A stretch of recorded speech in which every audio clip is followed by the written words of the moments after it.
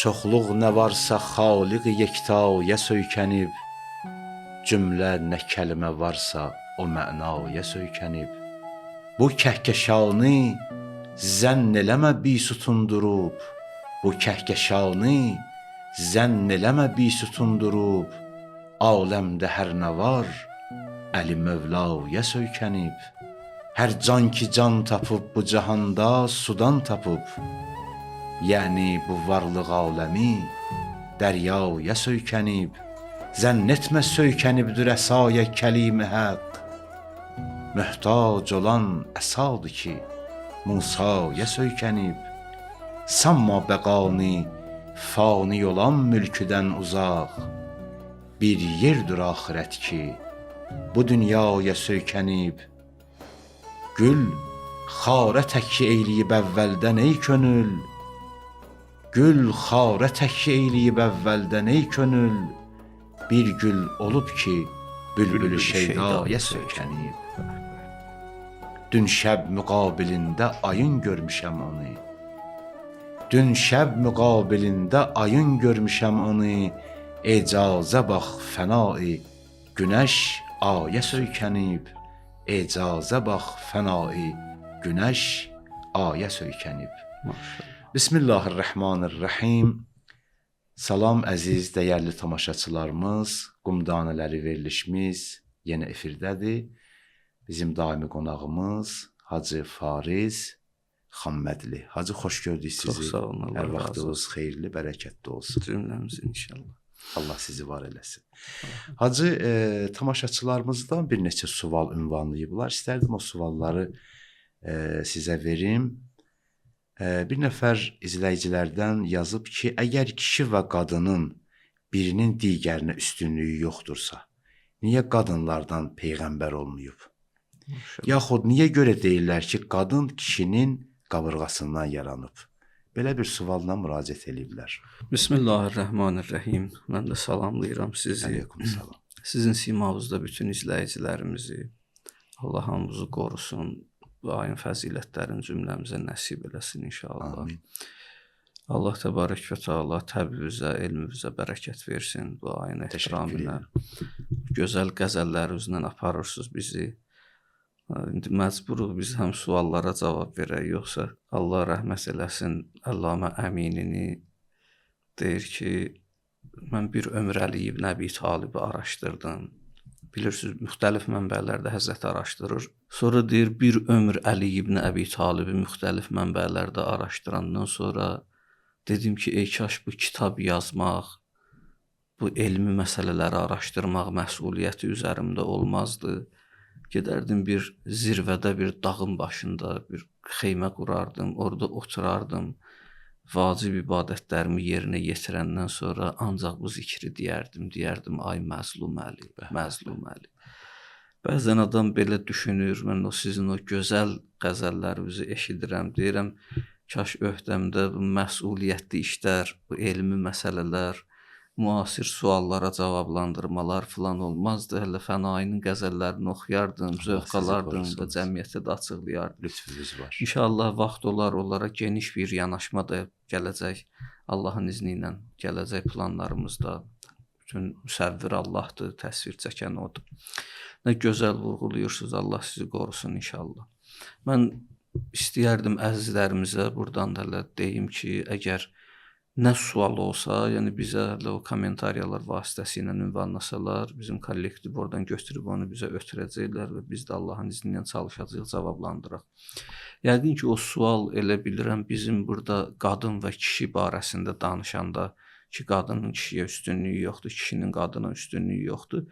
Onu danışanda mən bunu yəqin ki, oradan götürüblər, o sual oradan verilib. Bəli, çox gözəl sual veriblər. Baxın, bəzən insanlar məsələlərə səthi yanaşdıqlarına görə, sualın cavabını bilmədiklərinə görə, məsələ onlar üçün həll olunmadığına görə, görürsən, hətta yazanda da bir şeylər yazırlar və izləyicini, dinləyicini çaşdırırlar. Təsəvvür edin, o gün bir məclisdəyəm, bir yerdə dəvət olunmuşuq, iftara oturmuşuq. Gördüm, bir nəfər qəzəl oxuyur. Bir şeir oxuyur. Deyir, məsələn, səhraya xatir olub, mənaya xatir olub, Leylaya xatir olub. Bu rədifdə bir qəzəl oxuyur. Birdən deyir ki, Həzrəti Məryəmin ehtiramı İsa'ya xatir olub. Bir qəzəl oxudu. Bir nəfərin qəzəli idi, heç bilmədim kimindir. Məclis də böyük məclis idi. Adamı çağırdım yaxınıma. Yəni bizə ədəbdən kənarda duraq deyə, o düz deyil, çağırdım. Dedim ki, axı Quran belə buyurmur. Quran buyurur ki, ya Məryəm, innəllaha istəfaki. Allah səni seçib və təhhərəki. Səni paklandırıb. Gör, nə boyda məqamdır Məryəm üçün. Hələ İsa yoxdur, Məryəmin məqamı var. Allah Məryəm üçün deyir ki, onun anası ona hamilə olanda dedi ki, və ilahi nəzr elədi, ni nəzərtu ma fi bətni muharrara. Bu bətnimdə olanı sənin yolunda azad eləyəcəm, məbədə qoyacam. Və elə ki, gətirdi onu məbədə qoyacaqdı vəz həmildən sonra dünyaya gətirəndə gördü qız dünyaya gəldi. O vaxtı qızı qoymazdılar məbədə. Danışmışam bunu verilişlərdə. Sadəcə bu misal üçün, bunu cavab üçün deyirəm. Dedi, Rəbbi inni vəzətuhal unsa. Mən bunu qız dünyaya gətirdim və oğlan düşünürdüm. Allah buyurdu, və leysə zəkəru kəl unsa. Oğlan qıza tay ola bilməz bu məsələdə. Baxın, İmam Sadiq əleyhissalamdan hədis keçir. Muhyiddin İbn Ərəbi də buna açıqlama verir. İbn Ərəbi deyir ki, necə oğlan qıza tay ola bilməz? Bəyəm qız oğlandan üstündür. Deyir, Məryəm oğlandan üstün idi. Bəzən qız oğlandan üstündür, baxsın. Hansı baxışda? Deyir, Allah Qur'an-ı Kərimdə bir nemətlərdən danışır, bir də rəhmətdən danışır. Oğlanı ilahi mənbələr nemət adlandırır. Qızı ilahi mənbələr rəhmət adlandırır. Qur'an buyurur ki, və yətəsaalunə ənin-nəim. Nemətlərdən sorğu-sual olunacaqsınız. Yəni, oğul övladı olanlar sorğu-sual olunacaqlar. Qız övladı olanlar isə bağışlanacaqlar. Qız atasının bağışlanması üçün vasitədir. Oğlan atasının sorğu-sual olunması üçün vasitədir, imtahan olunması üçün. Yəni, oğlan qıza tay ola bilməz. Bu mənadadır. İndi Məryəm üçün Allah deyir ha bu sözü. Bu şair də götürüb Məryəm üçün yazıb ki, Məryəmin ehtiramını İsa'ya xatir olub. Belə şey olar. Yəni İsa yox idi, Məryəm möhtərəmə idi. Məryəmin ehtiramı var idi. Bu sözü demək olmaz. Yəni bəzən görürsən rədifə xatir, bəhrə xatir bir söz yazırlar. Mənbə yoxdur. Rədifə uyğun düşmək üçün, bəhrə uyğun düşsünlər, gözəl qursunlar skeletin şeirini necə istəyirsən, amma kök yoxdur arxasında. İndi siz orada bir söz vurğuladınız. Dediniz ki, hər nə varsa kökü sudur. Quran ayəsidir. Quran buyurur ki, hər nəyin qədərin, əndazəsin, şəklin bir suyun vasitəsində eləmişik. Bünövrəsində su dayanır. Mən oxuyurdum qədim Roma imperatorluğunda, deyirdilər, aləmin kökündə fəlsəfəçilər deyirdi, 4 dənə varlıq var. Ona deyirdilər, ənasirul ərbəə, 4 dənə ünsür, aləm bunlardan yaran. O Nəsimi ki deyirdi, zərrə mənəm, günəş mənəm, çar ilə pənc o şeş mənəm. 4 orada o ənasir-i ərbəədir, havadır, torpaqdır, atəşdir, sudur. Bu 4 dənə ünsür aləmin kökündə dayanıb. Quran bunların üçünü də qəbul eləyir, amma əsas suyun üstündə dayanır. O ki, siz vurğuluyursunuz orada ya, gələcək nəsillərdə də bir nəfər fənaini oxuyanda deyəcək, bu alim olub. Şair deyil, bu alimdir. Şeir yazmaq, alimi şair kimi adlandırmaq, onun məqamını biraz kiçildməkdir. Yəni, şeir özü, şairlik özü gözəl xüsusiyyatdır, ilahi vergidir. Lenin 27-dən 28-dən dil bilirdi, bir beyt şeir yaza bilmədi. Özü deyir. Deyir, mən poliglot idim, bu qədər dil bilirdim. Arzum idi, bir beyt şeir yaza bilmədim. Bu, Allahdan insana bir lütfdir. Kiçik peyğəmbərlikdir şeir yazmaq, şairlik. Əlbəttə, düz mənada olsun. İndi bunu da düz istifadə eləmək lazımdır. Çünki gələcək nəsillər mənaları buradan götürəcəklər. Sən bilməlisən Məryəm kimdir, İsa kimdir, bunların ehtiramı hardan qaynaqlanıb. Məsələn, bir məsələnin kökündə elm dayansa, şeirin kökündə elm dayansa, o belə olmayacaq. Tam bunun əksini mən sizin divanda görmüşdüm. Yəni sizdən eşitmişdim bir zaman ki, məsələn, madəri Məryəm olan övladı da İsa olar. Yəni siz tam bu fikrin əksini demişsiniz. O şair tam əksini demiş. Niyə? Çünki sizdə elm var kökündə. Məna var, təhsil var, mənbə var. Orada İffəti Məryəmdir ki, Səbəbdir. səbəbdir həy edib İsa dəmi. Bəli. Yəni İsa əleyhissalama Məryəmin iffəti səbəb olub. Bu fikirdir və bu mənbə İslamın fikridir. Baxın, bu fikir düz olanda insanlar da İslama tərəf yönəlirlər. Heç kim də etiraz eləmir. Müsəlmanlar ilk dəfə Həbəşistana, indiki Etiyopiyaya hicrət elədilər. Sevgili Peyğəmbərimiz buyurdu, orada bir ədalətli şah var, sığının ona. Bunlar getdilər ora, Məkkədə müşriklər incidirdilər müsəlmanları. Sonra Məkkəlilər, bunlar oliqarxlar idi, özlərinə görə tanınmış adamlar. Bunlar durdular, getdilər müsəlmanları Nəcaşidən alsınlar. Nəcaşi ilə bunların tanışlığı var idi. Müsəlmanlar da onları heç kim tanımır. Yazıq günündə gəliblər, sığınıblar. Bunlar dedilər, Nəcaşi dedi, amma mən onlara qulaq asmalıyam. Görüm onlar nə deyirlər. Bunlar müsəlmanları çox pisləmişdilər, müşriklər. Nəcaşi onlara qulaq asanda dedilər ki, biraz Nəcaşi dedi, sizin Qur'an-ı Kərimdə nə danışılır? Bizim müqəddəslər barəsində nə deyilir? Axı onlar demişdi, axı sizin də dininizin əleyhinədir bunlar. Bizim də ata-babamızın əleyhinədir, ideologiyamızın əleyhinədir. Orada bir elm var Cəfər ibn Əbi Talibdə. Bir agəhlıq var, bəsirət var. Nə qədər ayə oxuya bilərdi. Keçdi başladı Məryəmin Qur'an, Məryəm barəsində nələr deyir. Nazil olan ayələri. Məryəm barəsindəki ayələri, Məryəmi Qur'an necə tanıtdırır. Nəcaşi baxdı, gördü, bizim müqəddəs kitab Məryəmi belə tanıtdıra bilmir. Bu agəhlıq və elmdir. Elə ki, danışıq, nütq, şeir, nəsr, mətn, yazı, kitab, məqalə elmə söykəndi, o cəzb ediləcək. Məczub olacaq, insanları çəkəcək özünə tərəf. Ona görə İmam Sadiq əleyhissalam buyururdu ki, bizim işimiz yoxdur, cəmaata zor eləməyin, güclə deməyin, gəl Əhl-i Beyti tanı filan. Bizim kəlamımızın məhasinin, gözəlliyin onlara çatdır, onlar özü düşər sizin dalınızca. Onlar özü düşər bizim dalımızca. Məsələ budur. Sən özün düz başa düş, ondan sonra onu şeirə çək. Ondan sonra ondan məqalə yaz. Ondan sonra onu danış. Nə qədər baxırsan, insan baxır, görür, nə qədər insanları düz yoldan sapıdırlar, əyri yola tərəf yönəldirlər. Olmaz. Nə qədər məlumatsızlıqdan, bəsirətsizlikdən. O sual ki, orada buyurur xanımlar barəsində, niyə xanımlardan peyğəmbər yoxdur? Bu düz tanınanda görərsən ki, peyğəmbərlik məsələsi bir məsuliyyətdir. Peyğəmbərlik məsələsi dəyər deyil, ərziş deyil. Bu diqqətlə qulaq asılsın. Peyğəmbərlik məsuliyyətdir. Allah birinin öhdəsinə məsuliyyət qoyur, vəzifə qoyur və o çox böyük bir vəzifədir. Çox çətin bir vəzifədir. Allah bir nəfərə, məsələn, bizdə nəbilər və rəsullar var. Nəbilər və rəsullar arasındakı fərq budur ki, nəbi Allahdan hökmü alır, özü üçün yaşayır, istəyər danışar, istəyər danışmaz. Rəsul Allahdan hökmü alır, vəzifəsi budur ki, çatdırsın. Ma aleykə illəl bəlağ, sən çatdırmalısan, deyir Peyğəmbərə buyurur. Yaxud məsələ deyir, ya eyyuhər rəsul, bəlliğ ma unzilə ilək. Demir, ya eyyuhən nəbi, deyir, ya eyyuhər rəsul, bəlliğ ma unzilə ilək. Ey mənim Peyğəmbərim, çatdır, risalət məqamını göstərir. Yəni, risalət məqamı çatdıran məqamdır. Gərək aldığını çatdırasan insanlara. Deməli, burada bir məsuliyyət var. Qadına Allah bu məsuliyyəti verməyib. Qadın peyğəmbərlərlə eyni məqama yüksələ bilər, yüksələ bilər. Bəli. Qadın o ərzişləri daşıya bilər, o məqamı görə bilər, görə bilər. Bəs eyni ilə bu hadisələr də var. Biz keçən verilişlərdə danışmışıq bunu, keçən Ramazanlarda. Musa Allaha dedi ki, ilahi, mənə ən üstün insanı göstər.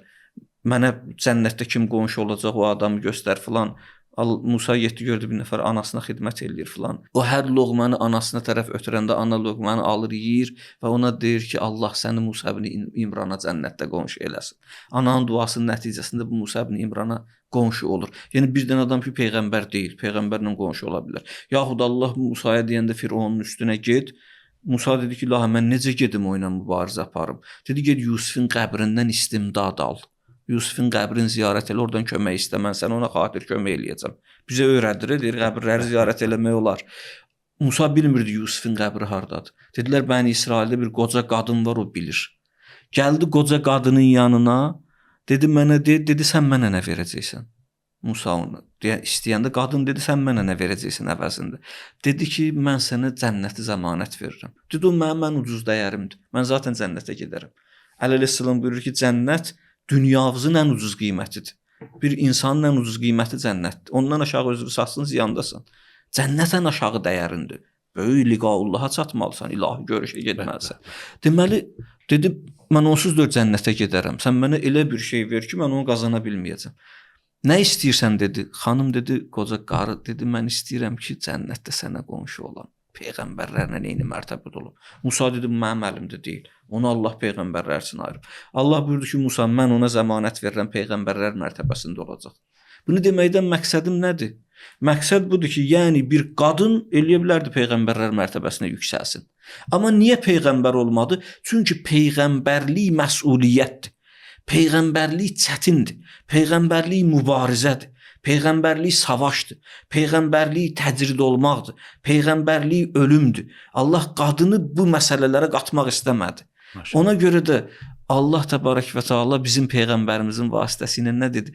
Buyurdu ki, ey mənim rəsulum, insanlara denən, peyğəmbər dilindən hədisdir. Peyğəmbər buyurdu, əl-mər'atu reyhanətun, la qəhrəmanə.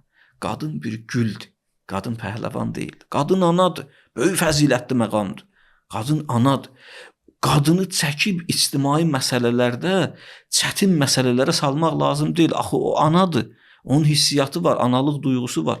O analıq duyğusu ilə yaşamalıdır. Sən indi onu çəkirsən, məsələn, baxın, qadına qərb dünyasında çox böyük xəyanətlər oldu. İndi bu sualın cavabında mən bunları geniş demək istəyirəm. Qadına böyük xəyanətlər oldu. Məsələn, qadına malikiyyət hüququ 19-cu əsrin 1-ci 50-liyində tanınıb. Təsəvvür edirsiniz bu nə deməkdir? Yəni qadın, müasir qadın 2 əsr bundan qabağa qədər malikiyyət hüququ yox idi qərb dünyasında. Qadın heç nəyə sahib ola bilməzdi. Heç nəyə sahib ola bilməzdi. Bunlar götürdülər, qadına malikiyyət hüququ tanıdılar. Buna görə ki, həmin vaxtı istehsalat dönəmi başladı. Böyük, ağır texnologiyalı zavodlar qurdular istehsal eləmək üçün. Bu zavodlarda işləyən adamlar, kişilər malikiyyət hüququ var idi. Kişinin hər nəyi ola bilirdi. Kişi ucuz qiymətə işləmirdi. Aylıq maaşı baha istəyirdi. Götürdülər bu sərvətməndlər, pullular, oliqarxlar, zavod sahibləri, istehsalçılar. Dedilər, gəl qadınlara malikiyyət hüququ tanıyaq. Qadın ki, bildim mən özümün ola bilir, o $100 əvəzinə $1 da razı olacaq. Niyə? Çünki özüm malik olmaq istəyirəm. Özümün olacaq, özüm sahib olacam. Da mənim ərimin olmayacaq, böyüyümün, atamın olmayacaq, özümün olacaq. Malikiyyət hüququnu tanıdılar və onlardan ayı $100 işlədilən işi $10 işlətdilər bunlar. Ondan sonra qadına birinci xəyanət idi bu, amma xidmət adı altında oldu. Əslində qadın malikiyyət hüququ Quranda 14 əsrdir vurğulanır ki, qadın malik ola bilər, sahib ola bilər. Amma bunlar 2 əsr bundan qabaq bunu elədilər. 2 əsr də deyil, ondan da azdır. Ondan sonra ikinci xəyanəti qadına belə elədilər. Gördülər qadının ailə qurma istəkləri var, nəfsi istəkləri var, şəhvani istəkləri var. Qadın ailə qurmaq istəyir. Dedilər gəl ailə yaşın çoxaldaq. Bunlar 10 il, 20 il biz üçün işləməsinlər, çox işləsinlər. Bəs bunların istəkləri var, təbii istəkləri var. Dedilər, təbii istəkləri işba eləmək üçün küçə fəsadlarını yaydılar. Publiçni domlar yaratdılar, üzr istəyirəm ifadəmə görə. Qadınlar getsinlər orada öz qərizələrini işba eləsinlər və evlənməyi ertələsinlər. Qadınların evlənmə yaşı gəldi 30 yaşa, 35 yaşa. Uzatdılar bu yaşı. Bu yaşı uzatdılar, çoxaltdılar. Məqsəd bu idi ki, ondan daha çox istifadə eləsinlər. Və sonra da qadının vasitəsilə başladılar qadının ürətdiyi məsələləri reklam eləməyə, yaymağa. Yəni qadına bir neçə mərhələ xəyanətlər oldu.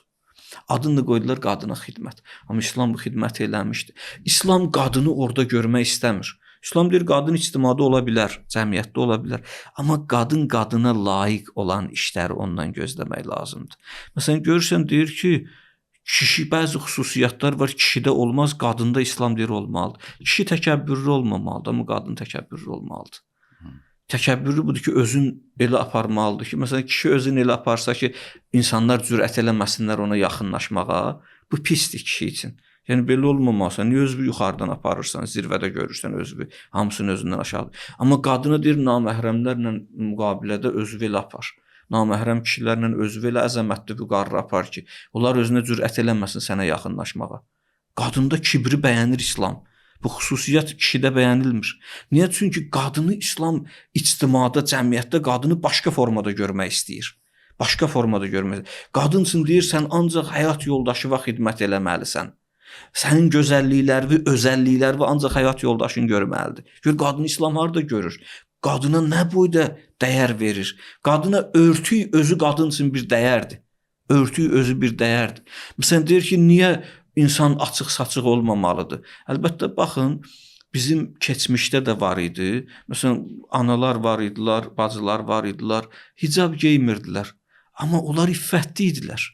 Onlar iffətli geyinirdilər.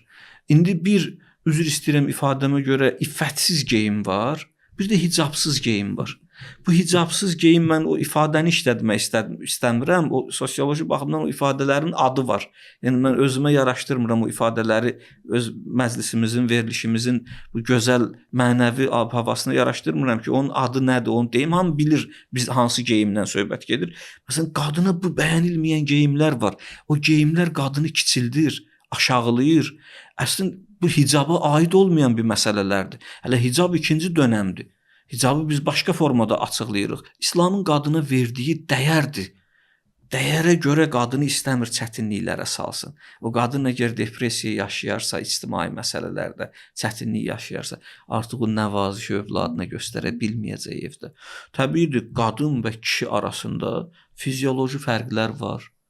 Qadın və kişi arasında hüquqi fərqlər var. Qadın və kişi arasında ailədə olan fərqlər var. Amma bunların heç biri kişinin qadından üstünlüyü deyil. Qadının kişidən aşağılığı deyil.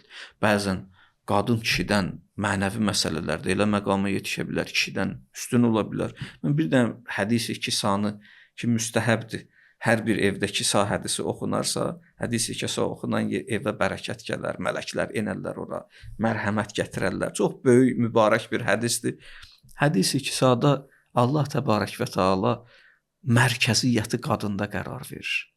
Orada kim var soruşurlar? Deyir, hum Fatimətu və Əbuha. Orada Fatimə və onun atası var. Və bəluha və bənuha. Orada onun həyat yoldaşı və övladları var. Zəncir ki, Əhl-i Beyt zənciridir, mərkəz halqasının xanım Zəhranı qərar verir. Və qadının önəmini göstərir. İstəyir başa salsın ki, qadın, məsələn, Şeyxud Taifə deyir ki, Allah aləmi yaradanda xanım Zəhranın, bu aləm ki, hərəkatı təkvinisi var aləmin, xanım Zəhranın məhəbbəti ilə və mərifəti ilə aləm tanış elədi Allah. Təkvin aləmi onun məhəbbəti ilə hərəkətə başladılar. Nə boyda sözdür. O boyda İmam Hadi əleyhissalam, İmam Həsən Əskəri əleyhissalam buyurur ki, Nəhnu hüccətullah əleykum və ummuna Fatimə hüccətullah əleyna.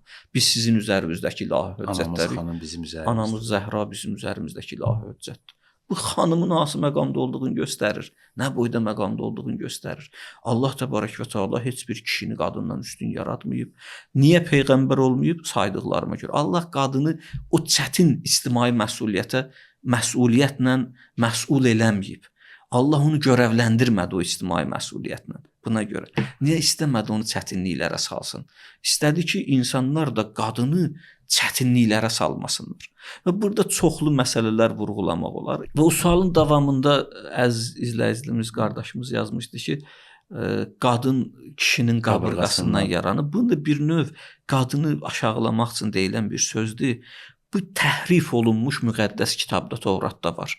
Təhrif olunmuş. Yəni əsli Tövrat və İncildə belə bir şey yoxdur. Təhrif olunmuş, dəyişdirilmiş. Sonradan ki dəyişdilər, bir neçə dəfə İncildə, Tövratı dəyişiblər. Amma Quranda heç bir dəyişiklik yoxdur və Quran necə enibsə Allah təbarək və təala tərəfindən elə də məhfuz olunub, qalınıb. Çünki Quranın özündə buna ayə var. Nəhnu nəzzəlnə zikr və inna ləhu ləhafız.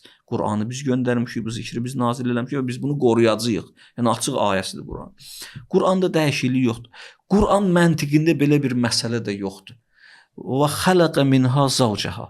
Allah Adəmi yaratdı, ondan onun zövcəsini yaratdı. Yəni onun türbəsindən, o torpaqdan ki, Adəm yaratdı. O torpağın qalığından Həvvanı yaratdı. Yəni Adəm yaranan torpağın qalığından Həvva yarandı. Yəni Quran-ı Kərim qətiyyən qəbul eləmir bu məsələni. Orada deyir, Adəmin torpağından zövcəsi yarandı. İmam Baqir əleyhissalamdan bir nəfər yaxınlaşır, soruşur. Deyir, ağa, deyirlər, qadın kişinin qabırğasından yaranıb. Adəmin qabırğasından Həvva yaranıb. Həzrət ona sual verir. Deyir, siz necə düşünürsünüz? Deyir, ağa gözəlin siz bilərsiniz, amma cəmiyyət belə danışırlar. Deyirlər belə olub. Həzrət buyurur ki, bu Allaha əcizdir. Acizlik gətirər Allaha. Niyə Allah təbarək və təala ki, insan yarada bilir, Adəmi yaradıb, niyə onun zövcəsinin əlahiddə ayrı yaratmasın? Niyə Adəmin həyat yoldaşın öz bədən üzvündən yaratsın? Bu çox böyük sözdür ya. Bəli. Yəni onu ilə yatağa girən adam ondan övlad dünyaya gətirəcək qadın onun öz bədən üzvü olsun. Gör ağa hara işarə eləyir. Fəlsəfiyə baxır. Yəni bu qəbih işdir. Maşallah. Qəbih işdir. Çünki İslamda heç bir dində, hətta Yəhudiyyətdə, İudizmdə, Xristianlıqda, Məsihiyyətdə heç bir dində insan öz bədən üzvlərindən özünü işba eləmək üçün istifadə qəbul olunmur. Gör ağa hara işarə Nə eləyir. gözəl. Nə böyle cavab verirdi. Buyurur bu yanlışlıq. Məsələn biz Tövratda təhrif olunmuş Tövratda biz bu yanlışlığı Qur'andan bilirik. Və belə bir söz də deyirlər ki, güya Həvva nənəmiz aldadıb Adəmi 5-dən ixrac olmağına görə. Bunlar yanlış fikirlərdir. Yəni çünki orada deyir fəzəlləhumə şeytan. Şeytan olan ikisini də İkisini də aldatdı. Allah. Yəni orada təbiidir bu məsələlər sonradan el arasında düzəlmiş məsələlərdir. Yəni baxın insanların baxışı qadına başqa cür idi. Yəni İmam Baqir əleyhissalamın hədisini davam eləyim, onu deyəcəm sizin vurğuladığınızı. İmam Baqir əleyhissalam istəyir diqqəti çəksin bura ki, bu yanlış fikirdir. Kökündən səhv fikirdir. Və birbaşa bunu nəhy eləyir. Yəni bu qabırğadan yaranmaq məsələsi filan yanlışdır. İmam Sadiq əleyhissalamdan da bu ağda hədis var. Bizim mənbələrimiz birbaşa bunu məmnu və qadağan bilirlər. Yəni belə bir nəzəriyyə bizdə yoxdur. Amma nəyə görə məsələn o sual vurğuladınız gözəl oradakı deyirlər Həvva onu aldatdı filan. Qadına qarşı mənfi fikir əvvəldən olub. Təsəvvür edin Ərəbistan yarımadasında insanlar qız övladlarını diri-diri dəfn eləyirdilər. Təsəvvür edin adam səfərə çıxır. Səfərə çıxanda ağaca bağlayır orada bir parça, gedir səfərə. Qaydanda əgər o parça oradan açılıb düşübsə, bunun mənası budur ki, yəni bunun xanımı buna xəyanət eləyib, bu xanımı öldürür. Yəni adam qadına tam başqa cürə müamilə eləyir. O qədər qadını aşağılayıb, tam başqa cürə müamilə eləyib. Və o məsələlər, məsələn, hətta Rusiya çarlıq dövründə mən bir yerdə oxumuşdum. Deyir, qızı ata öz qızın həyat yoldaşını bəxt evinə göndərəndə, ərə verəndə bir dənə qırmancı şallağı verirdi onun həyat yoldaşına. Və bu bunun göstəricisi idi ki, artıq mən qocalmışam, qadını həmişə qırmanclamaq, şallaqlamaq lazımdır. Mən qocalmışam, taqətdən düşmüşəm. Bundan sonra bu işlər sənin öhdündədir. Yəni bu gör qadın nə qədər təhqir olunmuş formada görürlər. Bu fikirlər cəmiyyətə get-gedə təsir bağışlayıb. İnsanlar üçün təsir bağışlayıb. Və təsir bağışladıqca artıq iş gəlib bir yerə çatıb o fikirlər ortaya çıxıb. İstəyiblər müqəddəs kitablara da müdaxilə eləsinlər. Biri qadından, məsələn 2 nəfər var idi, ailə idilər. Bunların uşaqları xəstələnmişdi. Ata mənə deyirdi ki, bu peyğəmbər sallallahu əleyhi və səlləmin bu hədisi ki var, cənnət anaların ayağının altındadır. Bu biraz mənə çatmır bu hədis. Deyirəm niyə?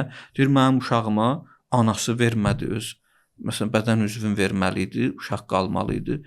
Mən verdim, mən düşmürdü, anasında düşürdü, ana vermədi. Necə ola bilər ana cənnət onun ayağının altında olsun? Yəni tam adam bunu özü üçün başa düşə bilməyib və həyatında bir dənə qadından travma alıb. İstəyir o travma ilə qadını absurdat eləsin, qadını o travma ilə mühakimə eləsin, təhlil eləsin. Yəni bu mümkün deyil bu məsələlər. Biz biraz məsələyə real baxmalıyıq. Real baxılanda görürsən ki, İslamın fikri qadının əzəmətində, qadının böyüklüyündə, qadını ana görür İslam dini. Qadına böyük mərtəbələr verir, nə gözəl mərtəbələr verir və qadını gözəl tanıtdır. Müqabilində qadının da vəzifələrini təyin eləyir. Mənim bir dostum var idi, mənə danışırdı. Deyir, mən Dərbəndə getmişdim. Bizim oradan da izləyicilərimiz var, bunları da salamlayırıq. Dərbəndə getmişdim, deyir, oradan biz evdən çıxdıq. Mən baxdım, deyir, gördüm yaşlı qadınlar oturublar küçənin başında, evin qapısının ağzında, birinin evinin qapısının ağzında. Bir dənə uşaq 11-12 yaşında oğlan uşağı gəldi oradan, keçsin. Mən diqqətimi çəkdi, deyir, gördüm o qadınlar durdular ayağa. Bu oğlan uşağı oradan keçəndə. Deyir, mən bu dostuma dedim də yaşlı adamdır, deyir, dostuma dedim ki, oradan bir uşaq keçdi, qadınlar durdular. Dedi, bizdə belə adətdir. Çünki biz kişi yetişdiririk. bizim qadınlarımız kişi yetişdirirlər. Ona görə onun ehtiramını saxlayırlar. Yəni bu Qafqaz mədəniyyətində bizdə də bu var, orada da var, bütün Qafqaz mədəniyyətində var. Ya məsələn İmam Şamilin həyatında var, deyir, mən necə oldu sən bütün bu əzəmətə çatdın, deyir, ailəmə görə. Deyir, necə? Deyir, çünki mən ova gedirdim, mən qaydanda mənim ailəm çıxırdı məni küçənin başında atımın yüyənindən tuturdu, məni aparırdı evə. Yavaş-yavaş küçə əhli gördülər, o mənə belə ehtiram edir, onlar da çıxırdılar məni qarşılamağa. Yavaş-yavaş kəndimiz çıxdı məni qarşılamağa. Rasul Xamzatov İmam Şamil haqqında əsər yazıb, orada bunu vurğulayır, böyük yazıçı Dağıstanlı Rasul Xamzatov. Deyir, yavaş-yavaş Dağıstan məni gözləyirdilər artıq mən gələndə. Bir dənə xanımımın mənə ehtiramından bu boyda məsələlər oldu. Yəni qadının kişiyə İslam deyir bu məsələlər olmalıdır. Qadın kişiyə bu ehtiramı saxlamalıdır. Müqabildə kişi də qadına ehtiram saxlamalıdır. Kişi də qadınının adını hər yerdə çəkməməlidir. Məsələn, kişi öz qadının qorumalıdır. Mən bir dəfn mərasiminə getmişdim. Bir ağsaqqal kişinin gəlini dünyasını dəyişmişdi. Danışdı, ağladı. Adamlar, çoxlu adamlar var idilər dəfində. Bu kişi bir söz dedi. Dedi, kişi öz xanımının tərifin başqalarının yanında danışmaz. Amma bu mənim qızım idi. Mən ona görə dedim, bu yaxşı adam idi. Bizim ehtiramımız var. Onu tərif eləməyi dünyadan getmiş gəlinin qəlbi yanır. Onu tərif eləməyi belə əvvəl belə deyir. Kişi öz xanımın başqalarının yanında, naməhrəmlərin yanında tərifləməz, adın çəkməz. Yəni biz belə görmürük. İslam bizə belə öyrədib bunu. Yəni qadının öz özəlliyi var, qadının öz xidmət forması var, kişinin ona nisbəti var. Təəssüflər olsun ki, bu gün baxırsan bu məsələlər qarışıb, insanlar bir-birini müttəhim eləyirlər, cılızdaşıblar, bir-birinə qarşı ittihamlar səsləndirirlər. Hər halda Allah inşallah İslam dünyasını qorusun və İslami ailələri hifz eləsin inşallah. Hacı təşəkkür eləyirik gözəl, dolğun cavablara görə. Allah elminizə bərəkət versin. Amin. Hacı digər suallar da var. İnşallah verilişimizin vaxtına az qalıb. Gələn verilişlərimizdə bu sualları ünvanlayarıq. İnşallah. Yenə cavablandırarsınız. Allah sizdən razı olsun. cümləmizdən. Dəyərli tamaşaçılarımız, verilişimiz sona yetir. Sağ-salamat qalın.